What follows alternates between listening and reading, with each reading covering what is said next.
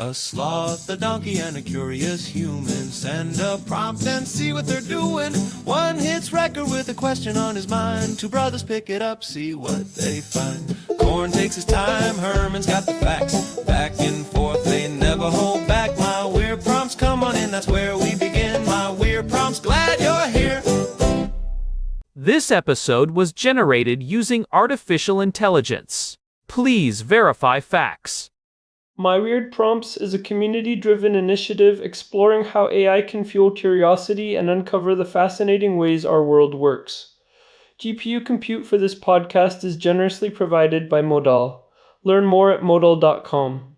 Imagine it is September 26, 1983.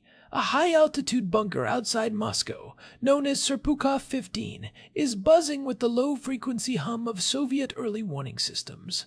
The atmosphere is thick with the smell of ozone and stale coffee. Suddenly, the screens turn blood red. A single word flashes in Cyrillic, launch, then another, then 5. The system is reporting that the United States has launched 5 Minuteman intercontinental ballistic missiles toward the Soviet Union. The protocol is clear. The decision framework is rigid.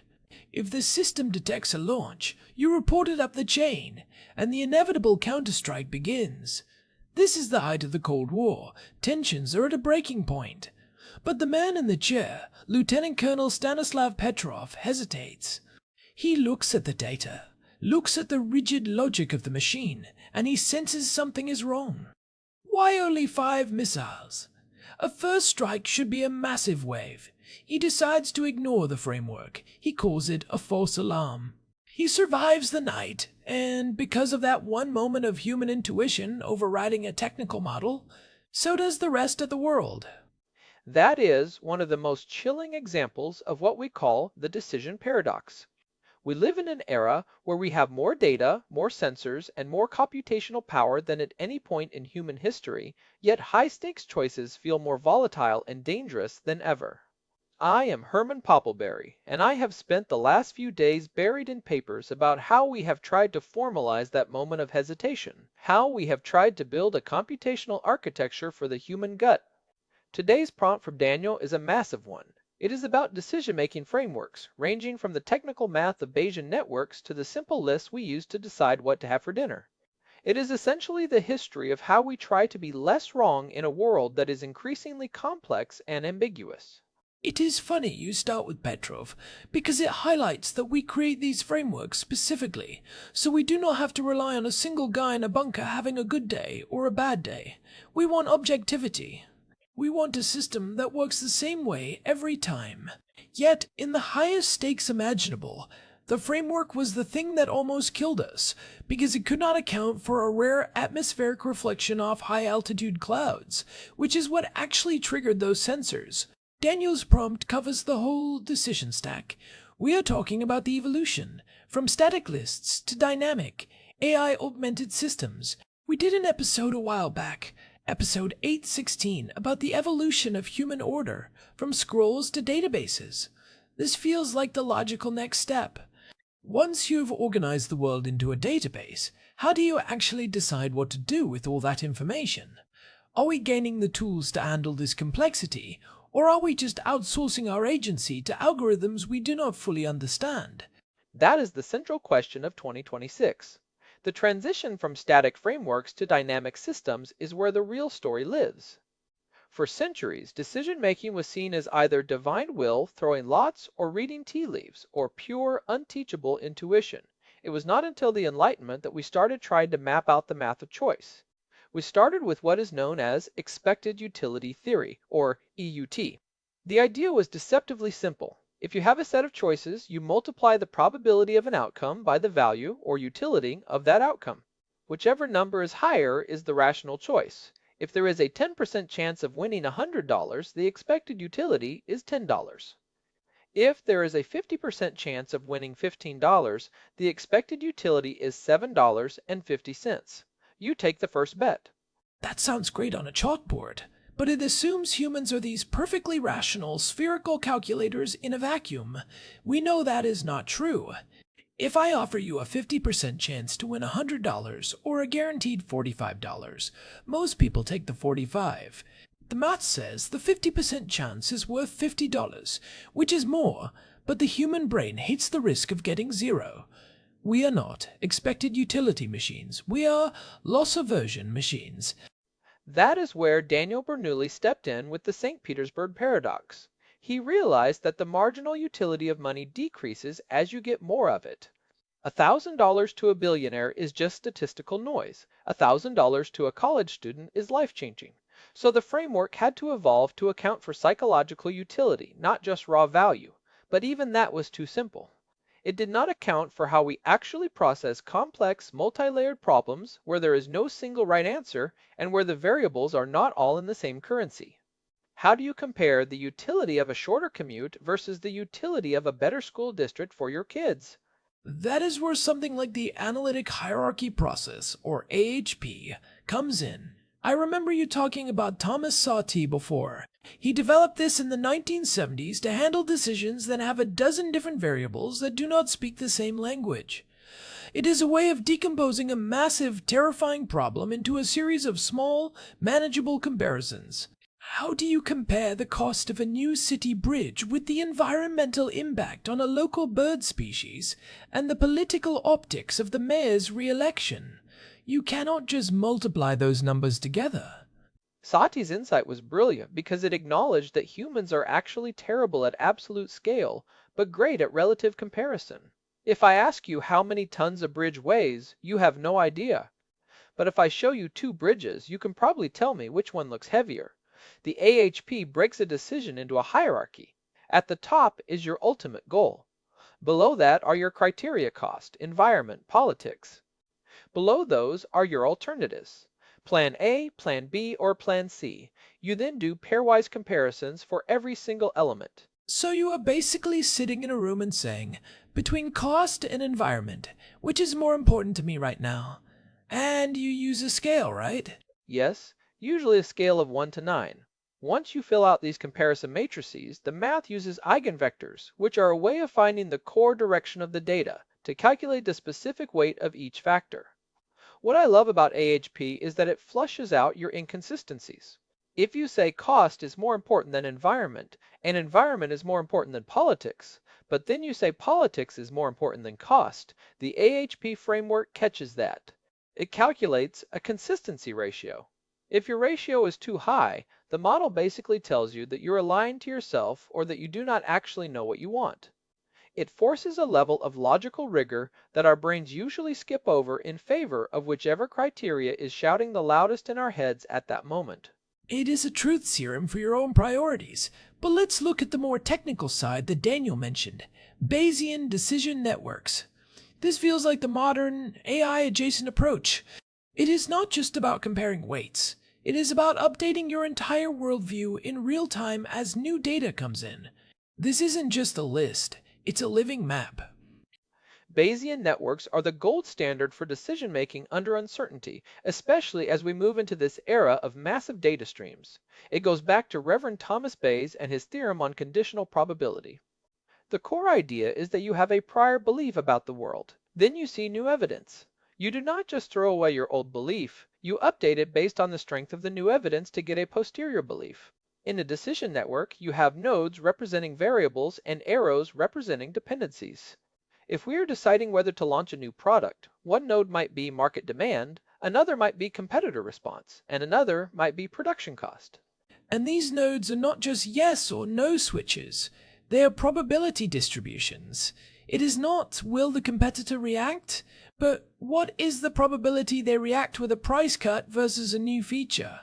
And when you change one node, say, you get a report that the competitor just hired a new CEO. The probabilities ripple through the entire network. This is how modern medical diagnostics work, which we discussed in episode 870. An AI does not just look at a cough and say, flu. It looks at the symptom, updates the probability based on the time of year, looks at a lab result, updates it again, and then tells the doctor the most likely path forward. It is a formal way of doing what a seasoned detective or a master physician does, but it does it with mathematical precision and without the recency bias that often plagues humans.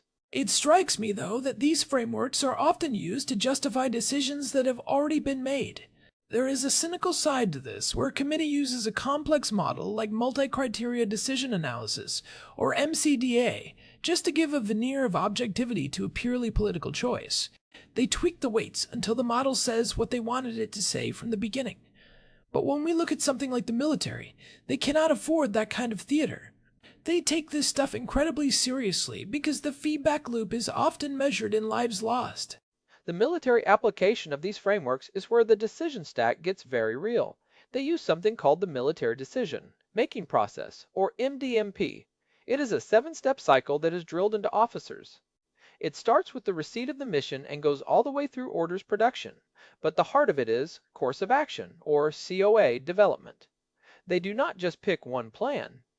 They are required to develop multiple distinct plans. Plan A cannot just be Plan B with more tanks. They have to be fundamentally different approaches. Then they put them through a wargaming process. This is where we get into the red teaming we discussed in episode 893. You cannot just have a framework for your own logic. You need a framework for how your logic will fail when an adversary hits it. You need someone whose entire job is to be the anti-framework. Wargaming is essentially a manual Monte Carlo simulation. For those who do not know, Monte Carlo simulations were formalized during the Manhattan Project in the 1940s by Stanislaw Ulam and Nicholas Metropolis.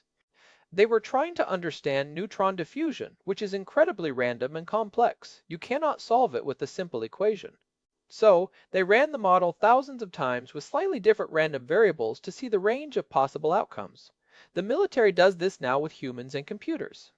They want to know not just what is likely to happen, but what is the left tail risk, the low probability, high impact disaster. It is a deep irony that the Manhattan Project gave us both the ultimate weapon and one of the most powerful tools for deciding how to use it. But let's bring this down to earth. Most of our listeners are not planning a land invasion or modeling neutron stars. They are trying to decide whether to quit their job, buy a house, or invest in a new technology.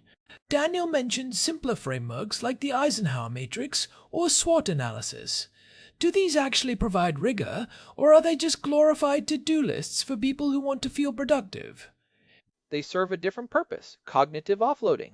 Our brains have a limited working memory. When we are stressed, that memory shrinks. The Eisenhower matrix, which separates tasks into urgent versus important, is about resource allocation. It is a 2x2 grid. Most people spend their lives in the urgent but not important quadrant, answering pings and emails that do not actually move the needle. The framework forces you to see that visually. It is a simple heuristic. A SWOT analysis, strengths, weaknesses, opportunities, and threats, is a qualitative version of the AHP. It does not give you a number, but it forces you to look at the external environment and internal capabilities simultaneously. I find that SWOT is often where people lie to themselves the most, though. They list their strengths and then treat their weaknesses as just areas for growth. It lacks the teeth of a Bayesian network. But maybe that is the point. Sometimes you just need a mirror to see what you are already thinking. However, I worry about the data overload fallacy. We think that if we just add more rows to the spreadsheet, or more variables to the model, the right answer will eventually pop out. That is a huge misconception. More data does not always lead to a better decision. Often, it just leads to more confidence in a bad decision. This is where the human-in-the-loop necessity comes back in. AI systems are prone to what we might call algorithmic myopia. They are excellent at optimizing for the data they have been given, but they cannot account for things that are not in the dataset. They cannot account for a sudden shift in human values or a black swan event that has no historical precedent. We are seeing AI-driven decision systems in finance that can execute trades in milliseconds, but they can also cause flash crashes because they are all following the same underlying logic. That is a great point. If everyone is using the same Bayesian model, you lose the diversity of thought that makes a market or a society resilient. It becomes a monoculture of logic. I want to touch on the political side of this for a moment, because decision frameworks in government are often where the rubber meets the road. In a conservative worldview, there is often a healthy skepticism of these massive centralized planning models. The idea is that the world is too complex for a group of bureaucrats in a room to model correctly. That is the Hayekian view of dispersed knowledge. Friedrich Hayek argued that the information required to make complex social decisions is scattered among millions of individuals in the form of local, tacit knowledge. No single framework can capture it all. This is why markets are often better decision-making engines than committees. A market is essentially a massive, decentralized Monte Carlo simulation happening in real time. Every transaction is a data point. When a government tries to impose a rigid decision framework on an economy, they often fail because they lack that local sensing capability.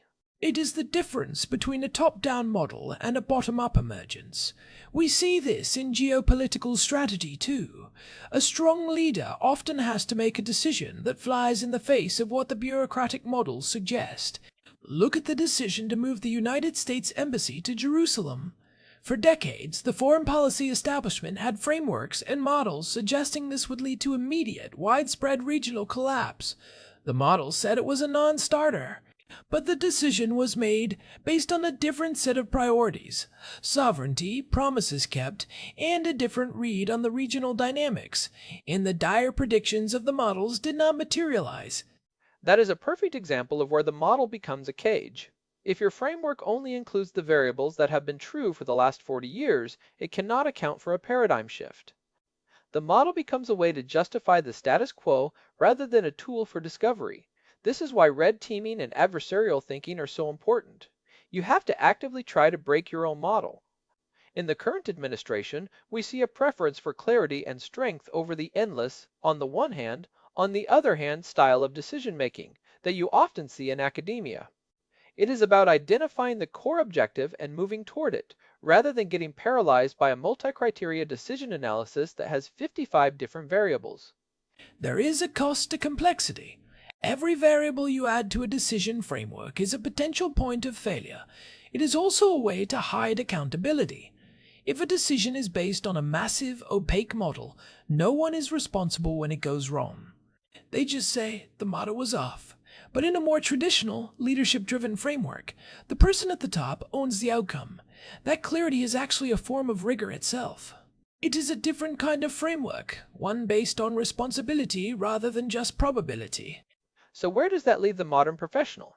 We're being told to be data-driven, to use AI to be objective. But we are also seeing that the most successful decisions often come from people who know when to ignore the dashboard. The goal should be to use the framework to inform your intuition, not to replace it. Think of it like a pilot using an autopilot system. The autopilot handles the routine complexity, the millions of tiny adjustments needed to keep the plane level. That frees up the pilot to focus on the big picture, the weather patterns, and the emergency scenarios. You want a framework that handles the heavy lifting of data synthesis and bias checking, but you want to keep your hand on the yoke. I like that. The framework is the exoskeleton, not the brain. It makes you stronger and more stable, but you still have to decide where to walk. Let's talk about the practical side for our listeners. If someone is facing a big decision right now, maybe a career change or a major investment, what is the most effective way to use these tools without getting lost in the weeds? I would suggest starting with a pre-mortem. This is a technique developed by psychologist Gary Klein. Instead of looking forward and asking what might happen, you imagine it is a year from now and the decision has been a total disaster. You then work backward to figure out why it failed. This bypasses our natural optimism bias. It forces your brain to look for the flaws in your logic that your expected utility model might be ignoring. It is a simple, non-technical way to get the benefits of a red teaming exercise. I love the pre-mortem. It is so much more effective than a pros and cons list because it forces you to tell a story. Humans are much better at narrative than we are at lists. If I can tell a convincing story about why I went broke after starting a business, I am much more likely to see the risks I am ignoring today. It turns the unknown unknowns into known unknowns. Once you have done the pre-mortem, then you can bring in the more structured tools. Use a simple version of the Analytic Hierarchy Process. Pick your top 4 criteria. For a job, it might be salary, work-life balance, career growth, and location. Compare them in pairs. You might find that you have been telling yourself salary is most important, but when you compare it directly to work-life balance, you realize you value your time more. The framework acts as a truth serum for your own priorities. And then, if you really want to go deep, you can look at the Bayesian side of things. Ask yourself, what piece of information would actually change my mind? If I am convinced this is the right move, what evidence would prove me wrong? If I find out the company is losing money, does that change the probability of success by 10% or 50%? It makes you thinking more granular. It stops you from treating a decision like a coin flip. That granularity is what prevents the all or nothing thinking that leads to catastrophic mistakes. Most people treat a decision like a binary switch, but it is usually more like a weather forecast. You are not looking for a certainty, you are looking for an edge. AI is getting very good at helping us find that edge by processing the massive amounts of noise that surround every major choice. We are seeing the rise of decision as a service platforms, where you can plug in your data and your values, and the system spits out the optimal path. But the noise is also where the human element lives. I am thinking about the medical field again. We have these incredible diagnostic models that can spot a tumor on a scan better than a radiologist. But the decision of how to treat that patient, how to talk to their family, how to balance the quality of life against the length of life, that is a multi-criteria decision that an AI cannot truly handle because it involves values, not just data. Values are the weights in the AHP. An AI can tell you the probability of a treatment working, but it cannot tell you how much you should value a month of pain-free life versus a year of difficult treatment. That is the human part of the hierarchy. We have to provide the values. The frameworks just help us apply those values consistently, but I worry that we will lose the muscle memory of making hard choices. If you always follow the model, what happens when the model is wrong and you have forgotten how to trust your gut? We see it already with GPS. People have lost the ability to navigate their own cities because they just follow the blue line. If we do that with our lives, if we just follow the blue line of a decision framework, we become spectators in our own stories. The framework should be tools for exploration, not scripts for living. I think that is a perfect place to start wrapping this up. We've gone from Soviet bunkers and the Manhattan Project to the Eisenhower Matrix and AI-driven diagnostics. The common thread is this persistent human desire to bring order to chaos. We want to believe that if we just find the right math, we can eliminate the pain of uncertainty. But, as we saw with Stanislav Petrov, sometimes the most important decision-making framework is the one that tells you when to stop listening to the machine. Uncertainty is not a bug. It is a feature of the world. If every decision were perfectly calculable, there would be no room for leadership, no room for courage, and no room for the kind of world-changing moves that defy the models. The frameworks are there to help us clear the fog, but we still have to be the ones to step into the unknown. The goal is not to be right every time. That is impossible. The goal is to be less wrong over time by building a better architecture for our choices. Well said. I think we have given people plenty to chew on. Before we sign off, I want to reiterate that point about the pre-mortem. If you are listening to this and you have a big choice looming, whether it is personal, professional, or even political, take 10 minutes today. Imagine it failed. Write down why. It is the cheapest, most effective decision framework you will ever use. It forces you to confront the black swans before they land on your doorstep. It really is.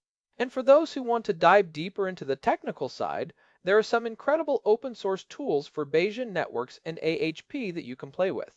It is a fascinating world once you start seeing the underlying logic of how we choose. Just remember, use the model to inform your gut, not to silence it. This has been a deep dive, and honestly, I feel a little more equipped to handle my own decision making, or at least to know which framework I am ignoring when I decide what to have for dinner. Thanks as always to our producer, Hilbert Flumingtop, for keeping the gears turning behind the scenes and ensuring our own decision-making process for the show remains somewhat rigorous. And a big thanks to Modal for providing the GPU credits that power the AI components of this show. Their infrastructure makes it possible for us to explore these complex topics with the depth they deserve, especially as we look at how machine learning is changing the decision stack in early 2026. This has been My Weird Prompts. If you enjoyed this exploration of the math and mystery of choice, consider leaving us a review on your favorite podcast app. It really does help other people find the show and join the conversation about how we navigate this complex world. We will be back next time with another prompt from Daniel. Until then, keep questioning the models, keep updating your priors, and trust your gut when the screens turn red. Catch you in the next one.